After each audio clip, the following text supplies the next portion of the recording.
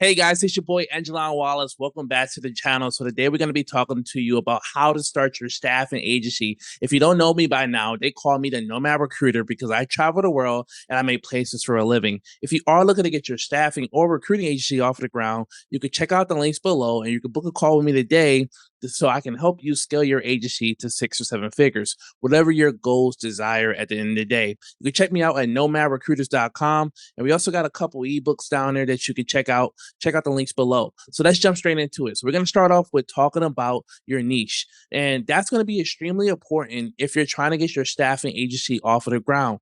Often when people hear the word staffing, it's often assumed or identified with healthcare, nurses, LPNs, LVNs, but you can staff in a lot of different niches and you also can recruit in a lot of different niches as well. There are two different sides of the world.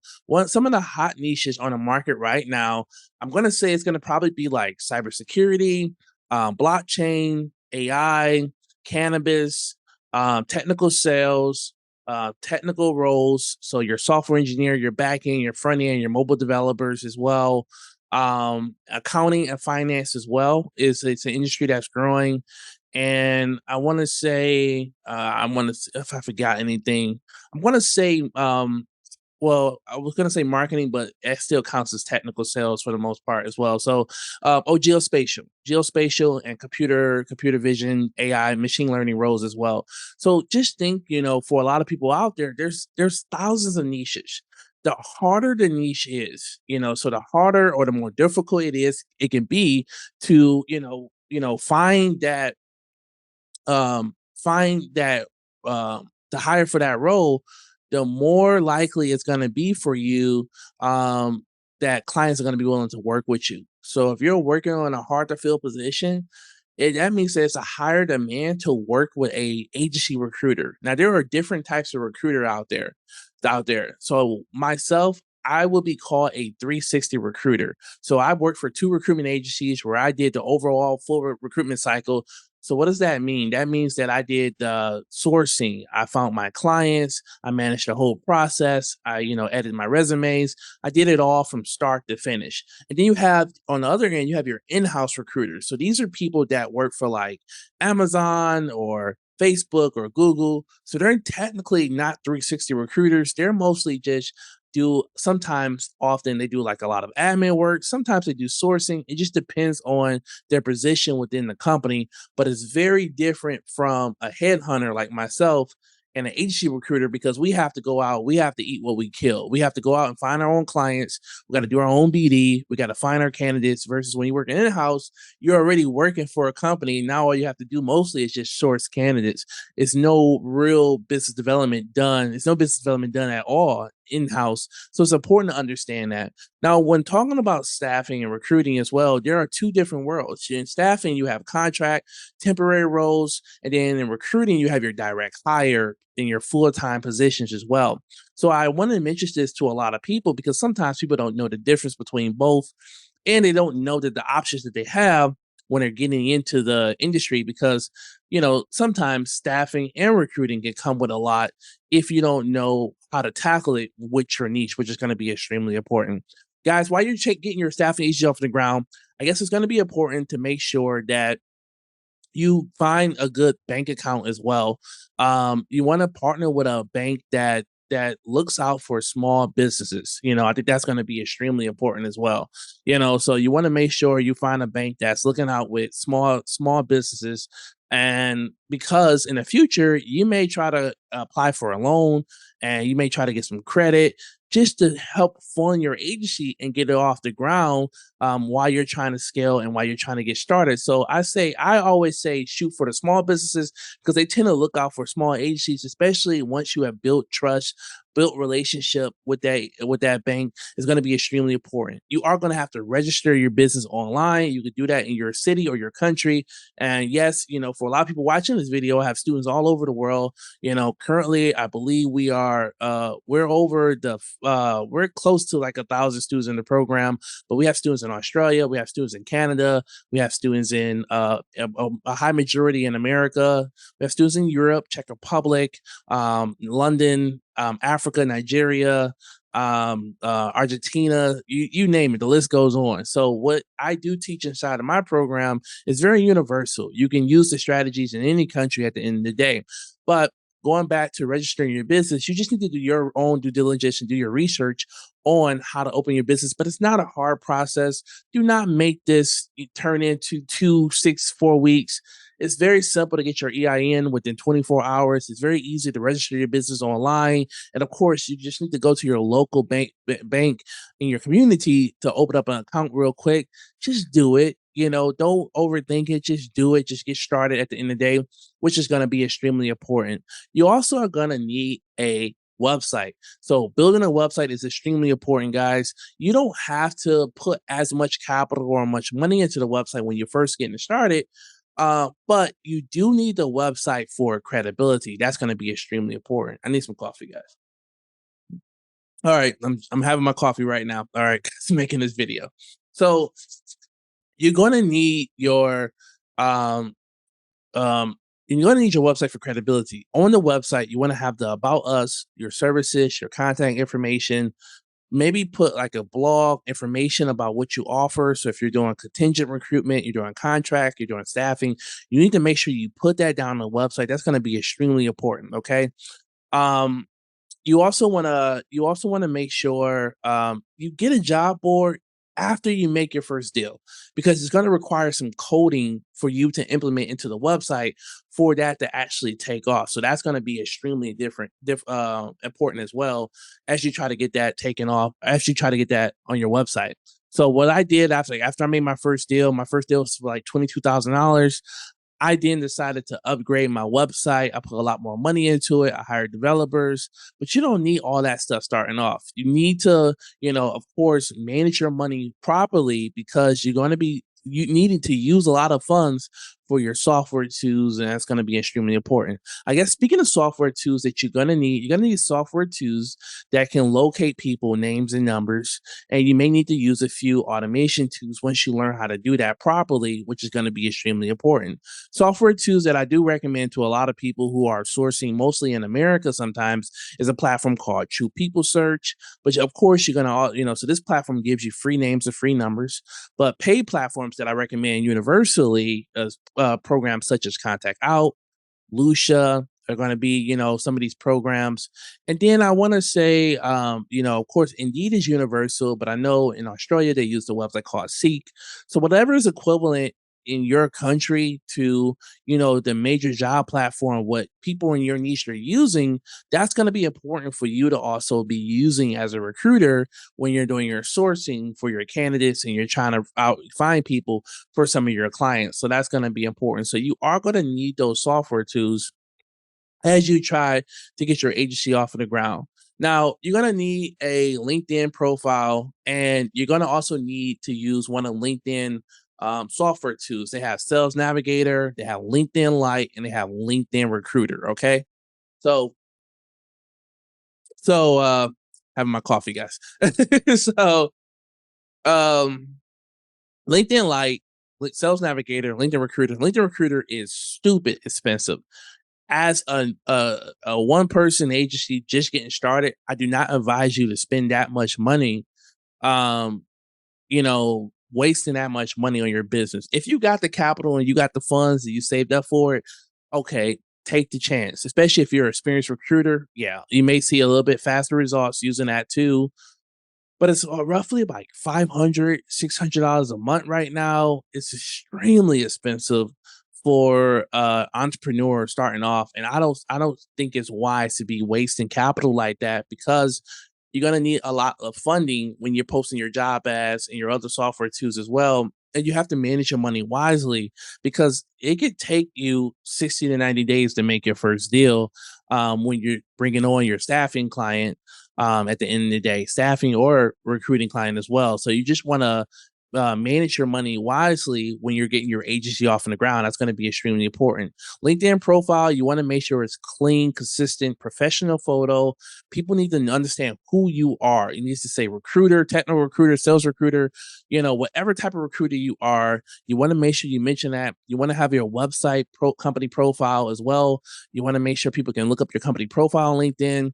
and you want to be active on LinkedIn. You want to be posting jobs. You want to be posting articles. You want to be commenting on people's statuses. You need to put yourself out there if you want to start bringing on clients, you want to start bringing on more outreach. People need to identify you and people need to understand who you are.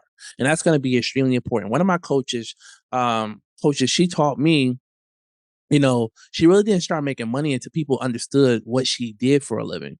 So often, a lot of people sometimes when they reach out to me, a lot of my students, I always remind them like, well, hey, how can your friends, how can your family, how can your network help you if they don't understand that you're a recruiter? They don't even know you have an agency, at the end of the day. The crazy thing about, getting your staffing agency off of the ground is, when you get into the game, you start realizing how much free money you gave away. So I'm just curious, how many people watching this video right now, how many people have you ever referred to a job and didn't realize that you can get paid for it? You could have got a residual paycheck or you could have got a huge lump sum paycheck for 20, 30, 40, even $50,000. That's how much we make in the staffing and recruiting world at the end of the day.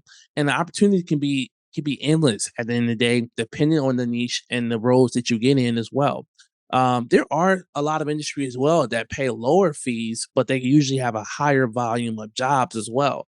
But regardless, it's money to make. I always tell people, usually what I do, my goal is to teach you how to be free. It's not to teach you how to be rich. It's no Lambos, it's no mansions. That's my slogan. So at the end of the day, it's extremely important to understand, to identify your goals and understand what you're looking for as you get your business off the ground. It's going to be extremely important that you guys pick a business name, okay?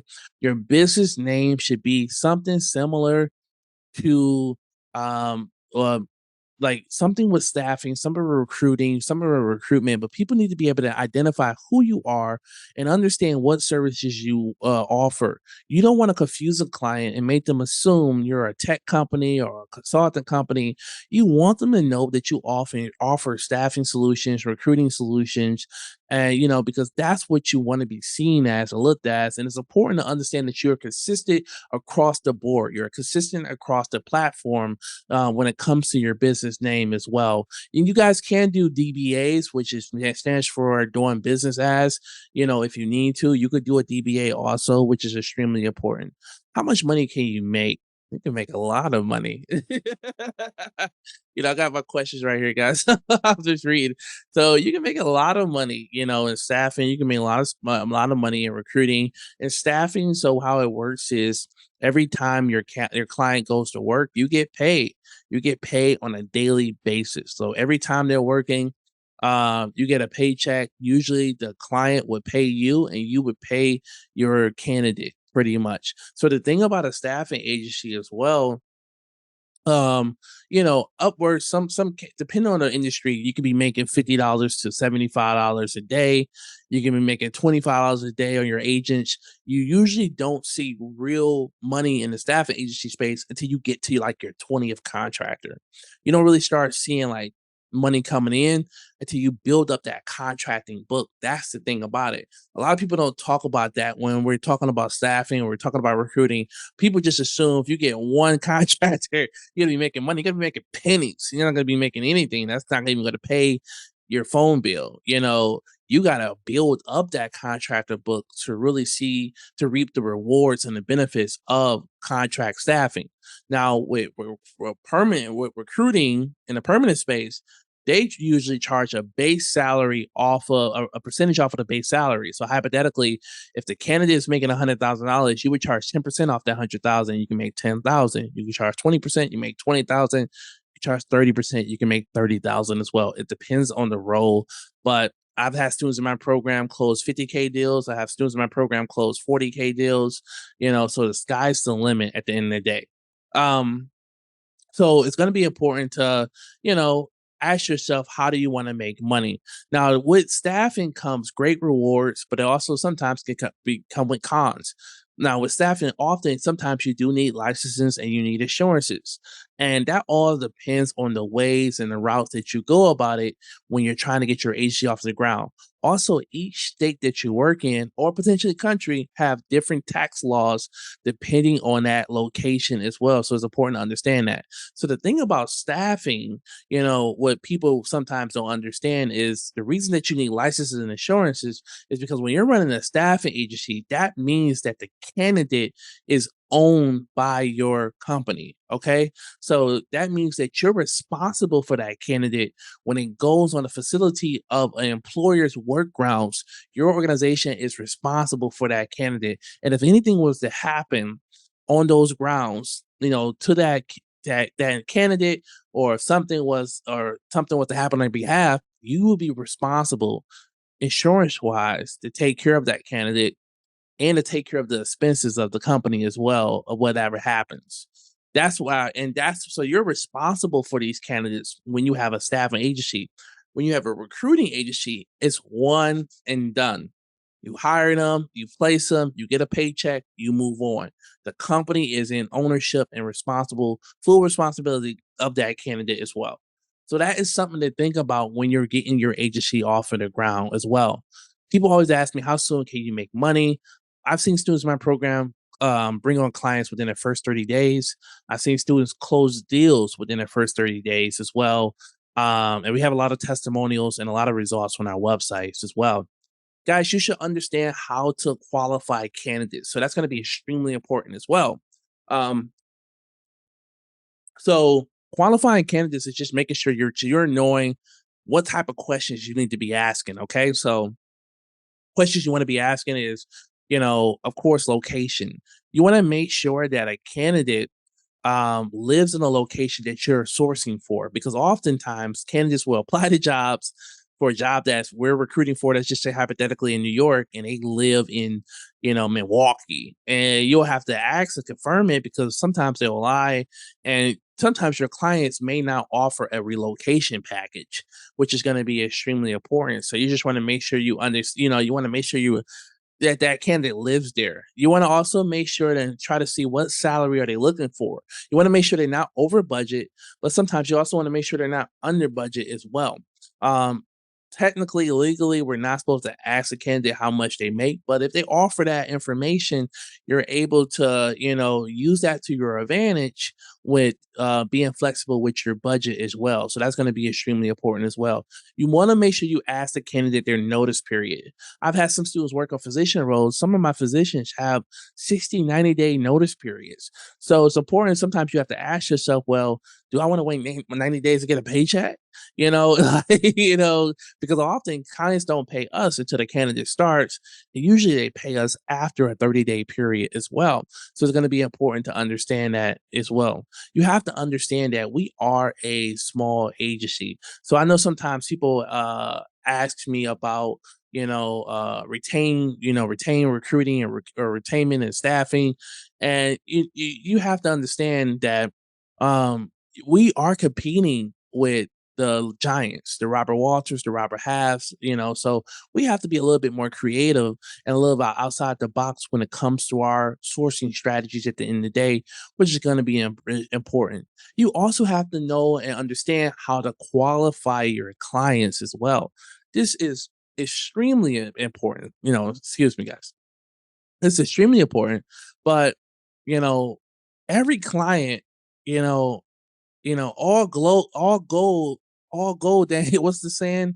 All gold that glitter ain't gold, like so some clients can be assholes, some clients can be red flag clients, some clients can use you and take advantage of you as well. So you want to make sure you do your research on a client because let's say hypothetically you got a client, wow, 25% terms, and they want to work with you, and then you do some research on the client, find out that 4 people have quit because the manager's an asshole. There's a lot of bullying there. When people start their job, they're not getting what they're promised at the end of the day. So these are things that are extremely important to ask yourself as well. Like, do I really want to work with a client like this? Do I want to put a candidate into a company like this and then turn around in 15 days and my candidate quits or, gets fired, and now I have to refund the client their money, or I have to go back to the market and try to find them somebody else. You have to, all money is not good money. And I try to explain this to my students because some have been burnt because they didn't listen to me. And I'm like, hey, don't, I will tell them, cut that client off. Don't work with that client because all money is not good money. You have to understand if you're able to find a client within 30 days, trust me, I know you can find another one, within the next week or the next two, with the strategies that I teach. But you got to protect yourself at all costs because you're spending your money at the end of the day. Um, Another question I have on here, do you need a coach? Um, if you do not have a recruiting or staffing background, I would urge you guys to get a coach. It does not have to be me. You know, there are other coaches out here at the end of the day. All I ask is that you just do your research on the coaches. You just want to make sure the credibility is there. And every coach, when I say credibility, what's important to me and when I'm looking at coaches, for me, I still have coaches myself. I have multiple streams of income. So even I have coaches, but when I look at a coach, I'm looking at their branding. So I'm looking at their Instagram or their YouTube channel, their Facebook. I'm looking to make sure they're posting content. How much content? Are they giving away a lot of free content? Do they have an ebook? Do they have a master class? I'm looking at all these things as well. I'm looking at their testimonials. Do they have results? Are they showing people names? Are they hiding names? Because that could be, a little skeptical if their people are hiding their students' names and then it's an AI photo and they're not real as well. And then I'm asking myself as well, who am I getting? Like what coach is showing up every day, at the end of the day, and who comes off as the most sincere. So do your research when you're looking into these programs as well. So a lot of people always ask me, do I need a course? And a lot of these courses are costing, they're costing a lot of money. I'm seeing some crazy prices now with the courses, but do understand that, a lot of students that we are working with, we're teaching you pretty much how to be wealthy for the rest of your life. So a lot of my students that come to me, when they make a payment or when they purchase my course, they not only just made 40 grand that month, they know how to make 40,000 every month. They know how to make 100,000 every month from the strategies I teach at the end of the day. But I would stress you to get a coach. It does not have to be me, but I do think that it's very important if you don't have a recruiting or staffing background because I cannot stress enough how many people call me after they fuck up. And and I'm not the guy to call after you fuck up because I can't do anything. I can't save you. So, it's important, like, don't go wasting 10, 20 grand on all these software tools and these platforms and these ATS systems and everything. And you don't even know if you need it. You need strategies. You need BD. You need to know how to find clients. If you don't know how to find clients, you cannot make money at the end of the day, which is extremely important. Guys, I think we are running on time. I think that's it for today. Listen, my name is Aijalon Wallace. Once again, if you like this video, I need you to hit that like button, subscribe to the channel, check out some of the links below, book a call if you want to get started as well with your agency, which is going to be important. Check out some more of my YouTube videos, some of my testimonials. If you got any questions, put them on the comments below. And most importantly, man, I can't wait to see you soon. Thanks again, guys.